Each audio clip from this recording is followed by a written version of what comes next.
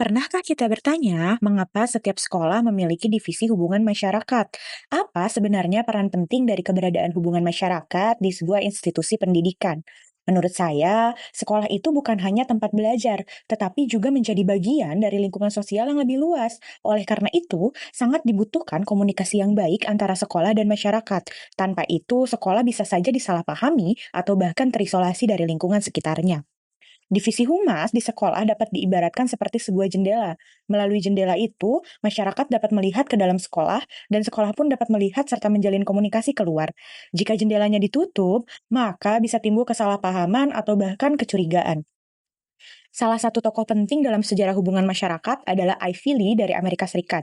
Ia pernah menyatakan bahwa tell the truth, because sooner or later the public will find out anyway. And if the public doesn't like what you are doing, change your policies and bring them into line with what people want. Berdasarkan pemikiran itulah, saya tertarik untuk membandingkan bagaimana hubungan antara sekolah dan masyarakat yang ada di Indonesia dan di Amerika Serikat, terutama pada bagian kebijakan dan dampaknya bagi masyarakat. Di Indonesia, penguatan hubungan sekolah dengan masyarakat diatur dalam beberapa kebijakan. Salah satunya adalah Permendikbud Nomor 30 Tahun 2017 tentang pelibatan keluarga dalam penyelenggaraan pendidikan. Kebijakan ini menekankan pentingnya keterlibatan orang tua dalam mendukung proses belajar mengajar di sekolah, termasuk dalam pengambilan keputusan, penyusunan kegiatan sekolah, dan pembentukan lingkungan belajar yang positif. Kebijakan humas sekolah di Indonesia memiliki tujuan utama untuk membangun citra positif lembaga pendidikan, memperkuat hubungan dengan masyarakat, serta meningkatkan kepercayaan dan partisipasi publik terhadap sekolah.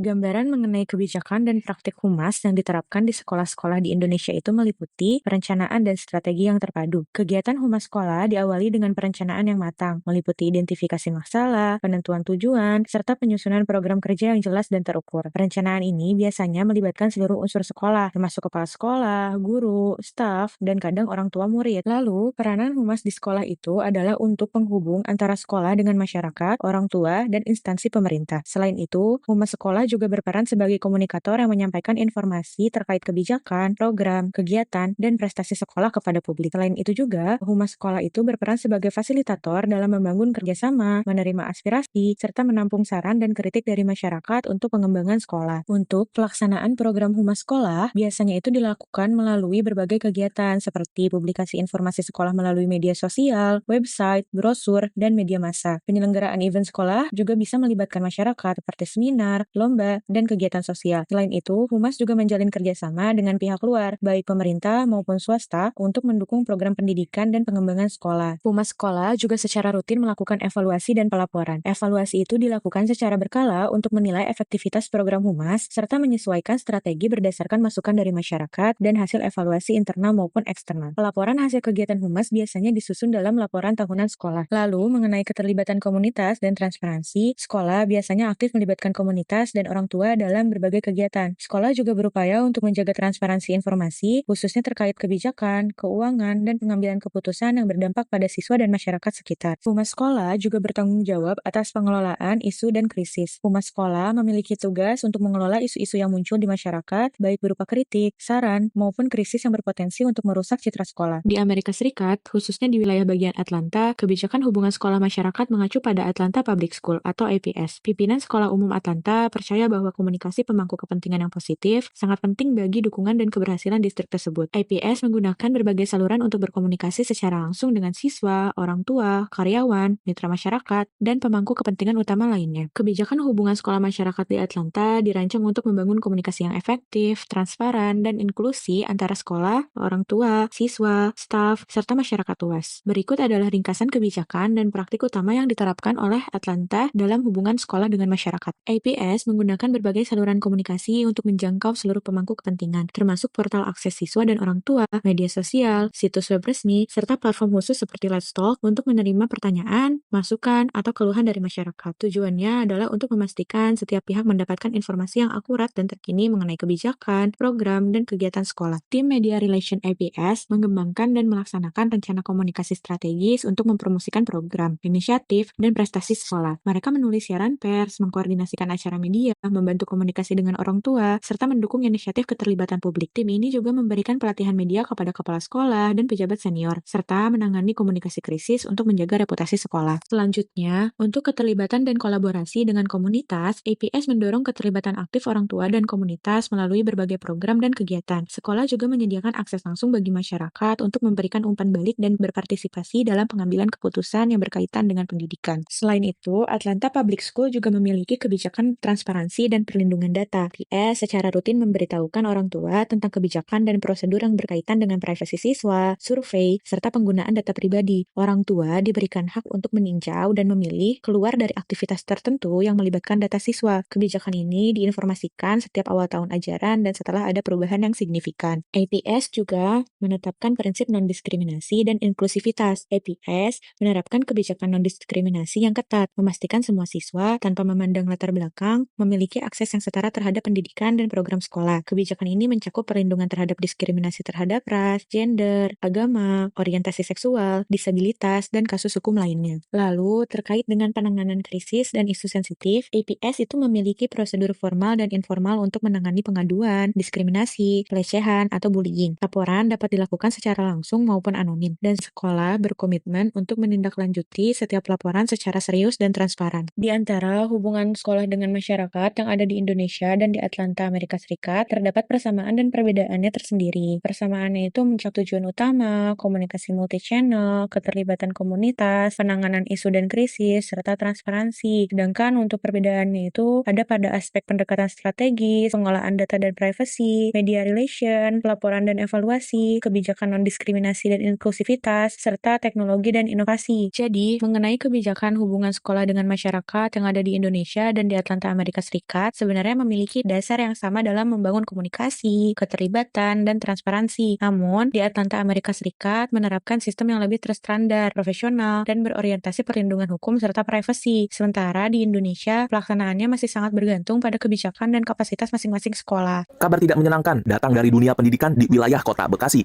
Tidak menyenangkan itu beranjak dari adanya puluhan orang tua murid yang keluhkan dugaan penipuan yang dilakukan pengelola sebuah sekolah swasta.